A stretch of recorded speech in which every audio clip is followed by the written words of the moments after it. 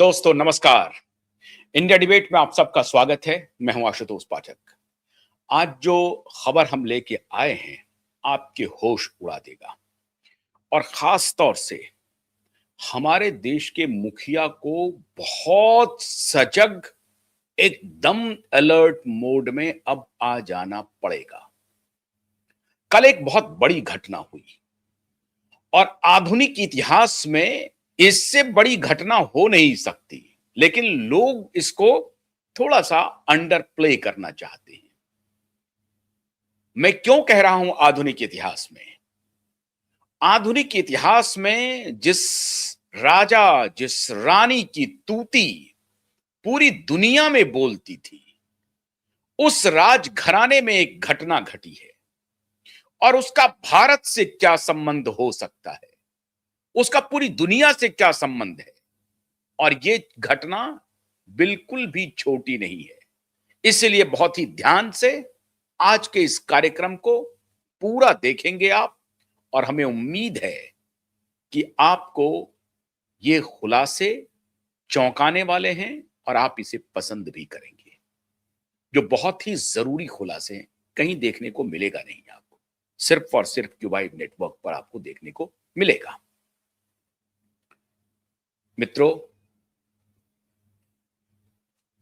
England में राजघराने में एक बहुत बड़ी घटना घटी। इंग्लैंड के राजकुमार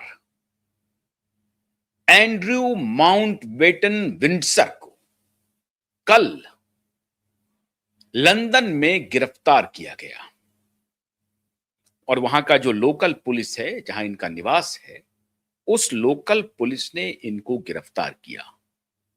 जो चीफ कांस्टेबल हैं, उन्होंने जाकर के इनको गिरफ्तार किया। पहली बार मॉडर्न इतिहास में इतनी बड़ी घटना हुई है। Andrew Mountbatten Windsor Prince Charles के बेटे हैं और एलिजाबेथ द्वितीय के बेटे हैं। ये प्रिंस और एलिजाबेथ द्वितीय प्रिंस चार्ल्स के भाई हैं, मेरे ख्याल से, माफ कीजिएगा, प्रिंस चार्ल्स के भाई हैं। एलिजाबेथ द्वितीय के बेटे हैं और प्रिंस फिलिप के बेटे हैं। ये एलिजाबेथ के बहुत ही प्रिय बेटों में से एक है ये एंड्रयू माउंटबेटन विंडसर। फिलिप साहब के बेटे। राजघराने में गिरफ्तारी क्यों हुई? गिरफ्तारी और इस गिरफ्तारी का दुनिया में क्या असर होने वाला है? आप सबको मालूम है कि एंड्री माउंटबेटन विंडसर का नाम एप्स्टीन फाइल में आया था। 2019 से ही मुकदमा चल रहा है। गुफरीन करके एक लड़की थी जिन्होंने सबसे पहले इनके ऊपर आरोप लगाया। 2014 में ही आरोप लगा कि घिस्लेन मैक्सवेल और जेफरी एप्स्टेन ने उनकी ट्रैफिकिंग की, गुफरीन की, और गुफरीन के साथ इन्होंने एब्यूज किया, सेक्स असॉल्ट किया, और उसके बाद मीटू कैंपेन में गुफरीन ने ये संगीन आरोप लगाया। और जब गुफरीन के साथ ये वारदात हुई थी, तब गुफरीन की उम्र महज 17 वर्ष की थी और ये घटना 2000 की बताई जा रही है। और तब उनके साथ जो सेक्सुअल एब्यूज किया था, वो नाम था एंड्रयू माउंटबेटन विंडसर की, जो राजघराने के प्रिंस हैं। और उस वक्त ये प्रिंस का ओहदा भी इनके पास था। कहा जा रहा है कि जिस वक्त इन्होंने सेक्सुअल एब्यूज किया या इस तरह के संगीन कुकृत्य में शामिल हुए, उस वक्त ये ट्रेड इनवॉय थे, इंग्लैंड के एक सरकारी पद पर आसीन थे। ये मिस्टर एंड्रयू जो हैं, वो इंग्लैंड के डिफेंस में अपनी सेवा दे चुके हैं, नेवल डिफेंस में। और उसके बाद 2000 में ये ट्रेड इनवॉय थे, राजदूत थे, ये व्यापारिक राजदूत जिसको आप कहते हैं, व्यापार राजदूत थे इंग्लैंड के। और इस पद पर रहते हुए इन्होंने इतना घिनौना कुकृत्य किया। लेकिन यह कुकृत्य हुआ कैसे? यूं यूं ही नहीं है। आज मैं सिर्फ एंड्रयू माउंटबेटन विंडसर की कहानी आपको बताने नहीं जा रहा हूं। कहानी बहुत बड़ी है और बहुत गहरी है, प्लान बहुत बड़ा है और खतरनाक है। और खास तौर से भारत के प्रधानमंत्री नरेंद्र मोदी को चौकस रहने की अब आवश्यकता आन पड़ी है। यह मामला सिर्फ ये नहीं है कि जेफरी एप्स्टेन, घिस्लेन मैक्सवेल, उसके संपर्क में एंड्रयू माउंटबेटन विंडसर आते हैं और फिर गुफरीन के साथ उनका सेक्स एब्यूज होता है और ये फिर घटनाक्रम चलती है। 2019 में उनके ऊपर केस चला, मुकदमा चला। गुफरीन के साथ अदालत में तो बात नहीं बनी, लेकिन आउट ऑफ कोर्ट माननीय प्रिंस एंड्रयू ने उनके साथ सेटलमेंट किया, लेकिन कोई लायबिलिटी फिक्स नहीं किया। सेटलमेंट हो गया आउट ऑफ कोर्ट गुफरीन के साथ। उस लड़की के साथ आउट ऑफ कोर्ट सेटलमेंट हुआ, फाइनेंशियल सेटलमेंट हुआ। कहा जा रहा है कि मिलियंस ऑफ डॉलर गुफरीन को दिया गया मुंह चुप रखने के लिए। और उस वक्त एंड्रयू माउंटबेटन विंडसर ने सारे आरोप को सिरे से खारिज किया। लेकिन जब अब 3 मिलियन 30 लाख ईमेल्स जब एप्स्टीन के लीक हुए, तो माननीय एंड्रयू का करामात भी सामने आ गया। फोटोग्राफ, वीडियो, सब कुछ सामने आ गया।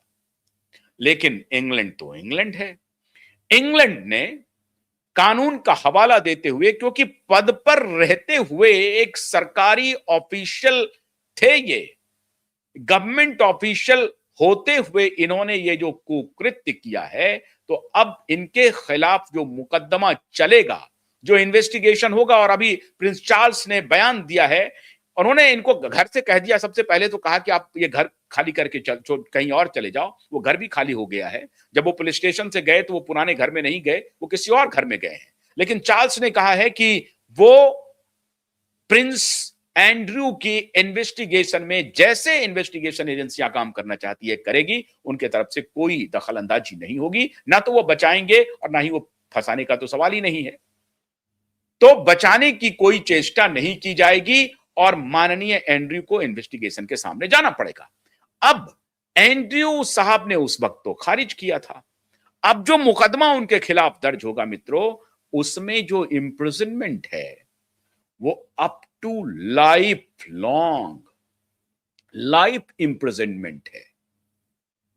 आजीवन कारावास की सजा है जो मुकदमा उनके खिलाफ चलना है, अभी आजीवन कारावास की। लेकिन ये तो चैप्टर 1 है। चैप्टर 2 क्या है? और क्यों मैं कह रहा हूं कि नरेंद्र मोदी को अब पूरी तरह से सतर्क रहने की जरूरत है। आप अगर जेफरी एप्स्टेन को समझ रहे हैं कि वही सबसे बड़ा खिलाड़ी है, तो गलत फहमी में है। जेफरी एप्स्टेन तो टिप ऑफ द आइसबर्ग है। जेफरी एप्स्टेन तो एक छोटा सा पिद्दा सा खिलाड़ी है।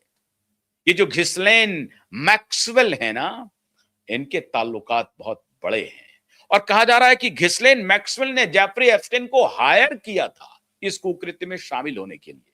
तो actually he was on the payroll of Ghislaine Maxwell. अब घिस्लेन मैक्सवेल कौन है? आप में से बहुत सारे दर्शक जानते होंगे, लेकिन जो नहीं जानते हैं उनके लिए आज मैं विशेष खुलासा लेकर के आया हूं। रॉबर्ट मैक्सवेल, घिस्लेन मैक्सवेल के पिताजी का नाम है रॉबर्ट मैक्सवेल।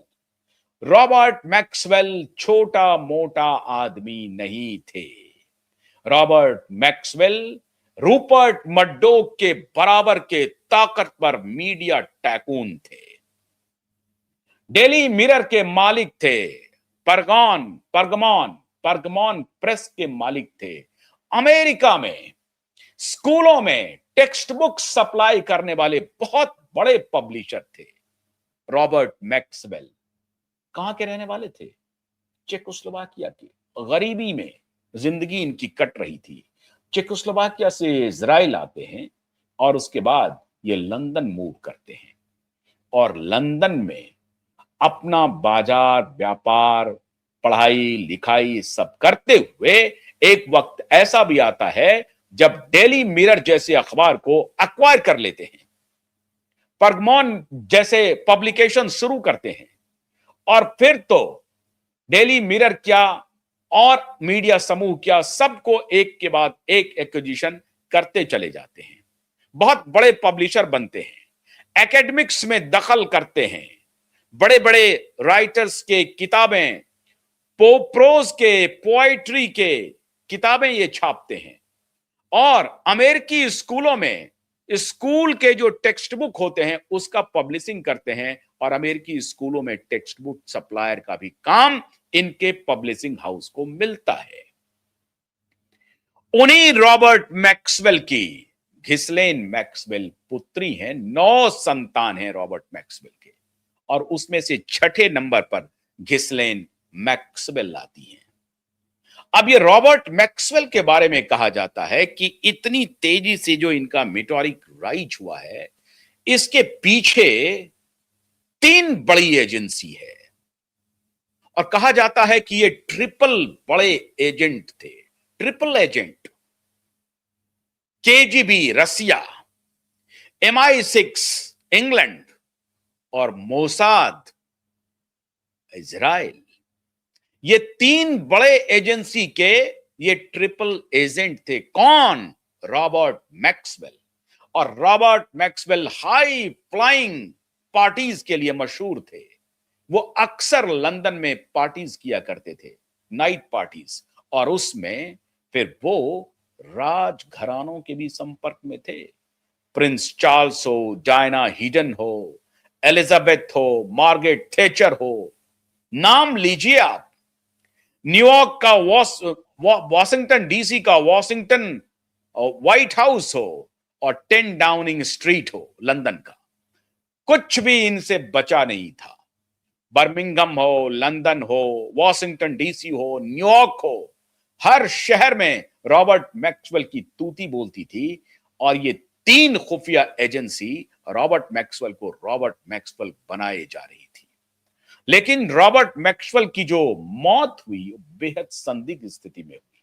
कहा जा रहा है कि अपने वो याcht पे मूव कर रहे थे, एंजॉय कर रहे थे, आखिरी दिनों में उनके ऊपर मिलियंस ऑफ मिलियंस डॉलर का डेट था और उससे वो उबर नहीं पा रहे थे। तो कहा जा रहा है कि वो समुद्र में छलांग लगा करके सुसाइड कर लिया। कुछ लोग कहते हैं, जो ऑटोप्सी रिपोर्ट है उसकी, उसमें कहा जा रहा है कि उनका हार्ट अटैक से मौत हुआ।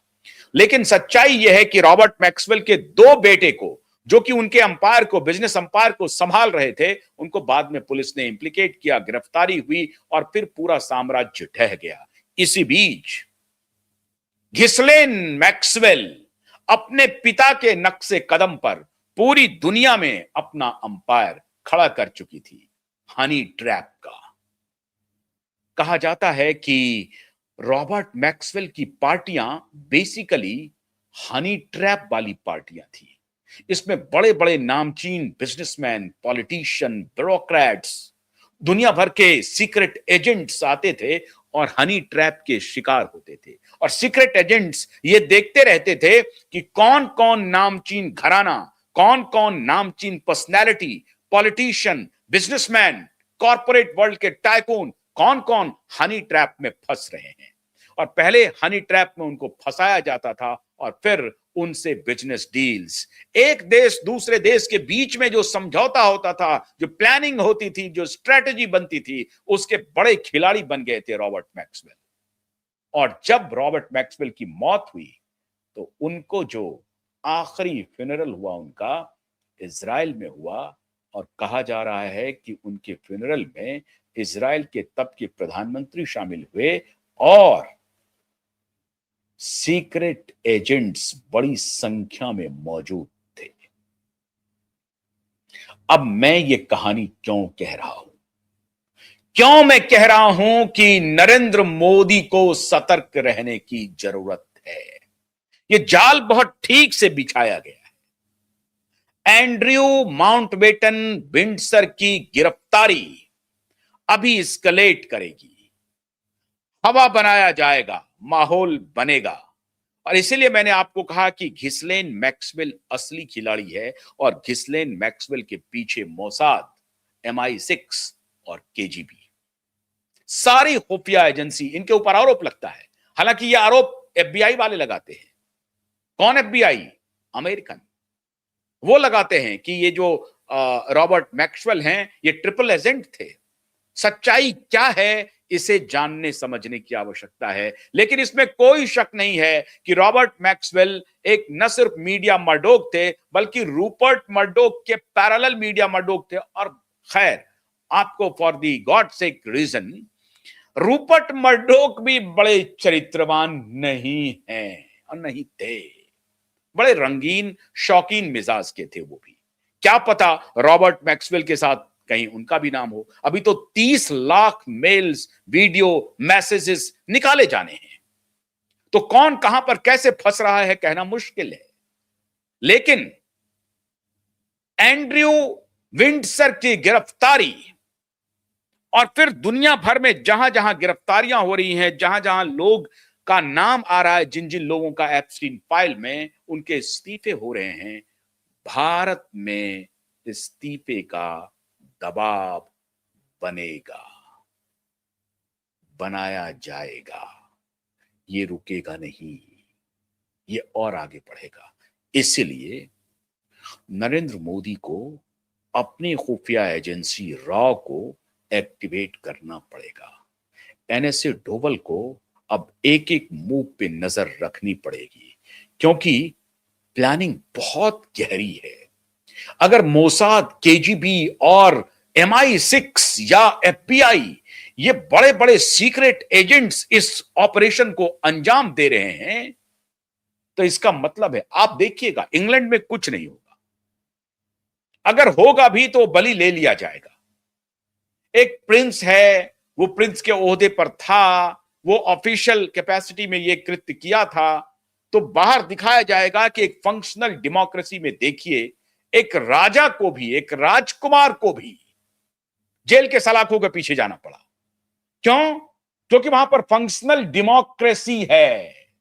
भारत में फंक्शनल डेमोक्रेसी नहीं है, इसीलिए हरदीप जी पुरी को बचाया जा रहा है। ये आरोप अभी और लगेंगे, लगाए जाएंगे, ये नैरेटिव अभी तीक्ष्ण होगा और इससे बचना बहुत मुश्किल होगा। जाल बहुत गहरा है मित्रों, बहुत गहरा जाल है। और हरदीप पुरी को अब मोदी जी को हटाना ही पड़ेगा। हालांकि हरदीप पुरी के उस तरह के कोई वीडियो नहीं आए, उस तरह के कोई फोटोग्राफ नहीं आए, लेकिन हरदीप पुरी को हटाने की पूरी प्लानिंग अंतरराष्ट्रीय स्तर पे हुई है। और अगर अब मोदी हरदीप पुरी को हटाते हैं तो एक प्रकार से एक्सेप्टेंस होगा, नहीं हटाते हैं तो कहा जाएगा कि देखिए इनकी ढिठई क्या है। दोनों तरफ से मोदी अब फंस गए। लेकिन जिस प्रकार से AI समिट में मोदी का एक चाल अपोजिशंस के सारे नैरेटिव को ध्वस्त कर दिया, वही चाल मोदी को अब अख्तियार करना पड़ेगा। आप एक के बाद रणनीति बन रही है। अब फिर डोनाल्ड ट्रंप ने फिर कह दिया, अब यह संभवतः 11वीं बार है, लोग तो कहते हैं कि 26 बार है, 30 बार है, लेकिन यह फिर दोहरा दिया डोनाल्ड ट्रंप ने कि भारत पाकिस्तान के बीच उन्होंने दोस्ती करवाई, उन्होंने दोस्ती करवाई। और भारत का एक और डेवलपमेंट हो गया। अमेरिकी राष्ट्रपति डोनाल्ड ट्रंप का जो पीस बोर्ड बन रहा है, जिसमें अभी 50-56 देश शामिल हुए थे, पाकिस्तान भी था उसमें, गाजा के ऊपर, यूक्रेन के ऊपर,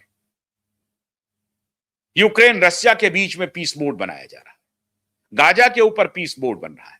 मतलब यूएन को, यूनाइटेड नेशन को डिफाई करते हुए, यूनाइटेड नेशन से बाहर निकल गया। 66 ऑर्गेनाइजेशन है, अमेरिका उससे बाहर निकल चुके हैं, WHO से बाहर निकल गया, और इस तरह के कई जो ऑर्गेनाइजेशंस हैं यूनाइटेड नेशंस के अधीन, उन 66 ऑर्गेनाइजेशन से डोनाल्ड ट्रंप ने खुद को अलग कर लिया, अमेरिका बाहर जा चुका है। अमेरिका अब नई रीसेट, अभी तक हमारे प्रधानमंत्री को समझ में आ नहीं रही थी उस वक्त जब मैं ये बात कहता था कि आप ये रीसेट रीसेट रीसेट रीसेट आप कह रहे थे, आप गाए जा रहे थे रीसेट। मैं करूं क्या? अकेला नेटवर्क था क्यूबाइड नेटवर्क जो चिल्ला चिल्ला करके आपको बोलता था। क्या आप समझ नहीं रहे हैं ग्लोबल रीसेट को? उस वक्त तो ग्लोबल रीसेट टेक्नोलॉजिकल रीसेट था जो वर्ल्ड इकोनॉमिक फोरम का नैरेटिव था। आप तो उसमें फंस रहे थे, लेकिन आपको फंसा लिया दूसरे नैरेटिव में। अब डोनाल्ड ट्रंप एक ग्लोबल नैरेटिव सेट कर रहा है, ग्लोबल रीसेट कर रहा है। और वो रीसेट क्या है साहब? डोनाल्ड ट्रंप ने पीस बोर्ड बना लिया, हमें एग्रीमेंट करना ही पड़ा। अभी उसका फाइनल ड्राफ्ट आना है या उस पर सिग्नेचर होना है, अभी तक हुआ नहीं है। अमेरिका और भारत के बीच की जो ट्रेड डील है, लेकिन अमेरिका और भारत के ट्रेड डील में जो किसानों को लेकर के जो अब गुमराह किया जा रहा है या सच्चाई है, अभी तक के ड्राफ्ट में तो है जिसमें भारत के किसानों को नुकसान हो सकता है, लेकिन भारत के सामने कोई ऑप्शन बचने दिया नहीं। और ये सारी बातें इस तरफ इशारा कर रही हैं कि क्या वाकई में राहुल गांधी का जो नैरेटिव है वो सही है? क्या वाकई में मोदी के गर्दन पर किसी ने मोदी के गर्दन को जकड़ लिया है जो राहुल गांधी नैरेटिव दे रहे हैं? अब ये बात समझने की आवश्यकता है। इसीलिए मोदी को अब बहुत चाक चौकन्ना रहना ही पड़ेगा और कोई रास्ता नहीं है। अगर डोनाल्ड ट्रंप के पीस बोर्ड में भारत जाता है, जिसके सिग्नल मिल रहे हैं कि Bharat will be on the peace board of Donald Trump, अब वो नया पीस बोर्ड बनाएगा। वो नया पीस कह रहा है कि हम ही शांति के मसीहा हैं, हम शांति लाएंगे। हमारे शांति के प्रयास में सारे दुनिया के देशों को इकट्ठा हो जाना चाहिए, तो दुनिया के देश को इकट्ठा होना पड़ेगा। अब एंड्रयू विंडसर की गिरफ्तारी होगी, पूरी दुनिया में माहौल बनाया जाएगा कि जिनका जिनका नाम आ रहा है, जिनके जिनके एप्स्टीन फाइल में नाम उद्धृत हो रहे हैं, उन सबको रिस्पॉन्सिबिलिटी लेनी पड़ेगी, उनको इस्तीफा देना पड़ेगा। माननीय हरदीप सिंह पुरी इस जिम्मेदारी से नहीं बच सकते। फिर मैं कह रहा हूं आपको, माननीय हरदीप सिंह पुरी ने बहुत गलत किया है। अब वो इसको कितना भी कहेंगे कि नहीं नहीं नहीं, मैं तो बिजनेस ट्रिप के लिए गया था, मैं प्राइवेट सिटीजन था। Try to understand. बहुत चतुराई से, चालाकी से हरदीप पुरी बचना चाहते हैं। हरदीप पुरी बचना चाहते हैं चालाकी से, और इसी चालाकी की वजह से वो नरेंद्र मोदी को फंसा देंगे। क्या कह रहे हैं वो? मैं तो एक प्राइवेट सिटीजन के रूप में मिल रहा था। अगर आप प्राइवेट मतलब क्या? क्योंकि एंड्रयू विंडसर इसलिए फंस रहा है क्योंकि उस वक्त वो गवर्नमेंट ऑफिशियल था, वो इंग्लैंड का ट्रेड इनवॉय था, व्यापारिक राजदूत था, इसलिए उनको सजा हो सकती है। अगर ये ऑफिशियल पद पर होते तो इनके खिलाफ कुछ हो सकता था। इसीलिए हरदीप पुरी कह रहे हैं, no, I was meeting him as private citizen, it hardly matters who gave you right to meet Jeffrey Epstein, even if you are knowing him that he is a convicted criminal. इतना बड़ा paedophile जिसको आप जानते हैं, and you yourself is saying no, at the same time he is a investment advisor too. अच्छा, तो दुनिया का सबसे बड़ा इन्वेस्टमेंट एडवाइजर आपको जेफरी एप्स्टाइन दिख रहा है? फॉरगेट अबाउट कांग्रेस पार्टी को मारिए गोली। क्या बोल रहे हैं पवन खेरा, क्या बोल रहे हैं राहुल गांधी? Forget this. ये अब देश का सवाल है, ये देश की अस्मिता का सवाल है। हमारा देश, हमारे देश के लोग, उनकी अस्मिता का सवाल है। और वो हमारे देश के नाम पर कोई व्यक्ति किसी पीडोफाइल से जाकर के न्यूयॉर्क में मीटिंग करे और फिर वो आकर के कहे कि हम प्राइवेट सिटीजन हैं, ये देश बर्दाश्त नहीं करेगा। आप किसी के भी टीम में हो, आप राहुल गांधी के टीम में रहते तब भी यही बात होती। आप ये बात कह नहीं सकते, माननीय, नहीं कह सकते। जो है सो है। और मैं समझता हूं कि प्रधानमंत्री मोदी बहुत जल्द निर्णय लेंगे। जिस प्रकार से प्रधानमंत्री मोदी ने बिल गेट्स को रास्ता दिखाया है, और मैं दावे के साथ कह सकता हूं कि बिल गेट्स की एंट्री के पीछे रीड हॉफमैन, और इस पूरी की बड़ी भूमिका है, क्योंकि रीड हॉफमैन और बिल गेट्स एक ही सिक्के के दो पहलू हैं, और रीड हॉफमैन और बिल गेट्स के अपोजिट खड़े हैं एलन मस्क। एलन मस्क से इनकी कोई मुलाकात नहीं हुई, अगर हुई है तो बताएं। नहीं हुई मुलाकात। क्यों इस तरह के सैडी डाइसी लोगों से मिल रहे हैं वो? क्यों? आखिर जरूरत क्या थी? भारत सरकार ने आपको कहा नहीं था, भारतीय जनता पार्टी ने आपको कहा नहीं था, तो क्या आप बीजेपी को या सरकार को बरगलाने के लिए कि हमारे पास देखिए रीड हॉफमैन से हमारा नेटवर्क है, हम तो बिल गेट्स को कहेंगे और फौरन आ जाएंगे आपके यहां इन्वेस्ट कर देंगे, ये क्या कर रहे थे आप? और फिर हैव फन और ये और वो बकवास कर रहे हैं। ये चलेगा नहीं, ये नहीं चलेगा, और ये उठेगा, मैं बता रहा हूं आपको। ये विवाद ये थमेगा नहीं। प्लान बहुत गहरा है। भारत को एक प्रकार से डिस्टेबल करने का जो प्लान है, उसमें इस जैसे शख्स ने भारत को फंसा दिया है।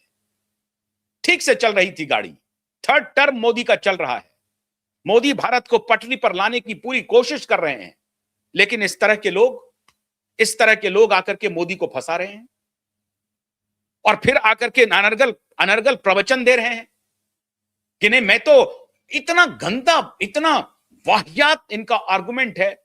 महुआ मोइत्रा को एड्रेस करके ये क्या बोल रहे हैं?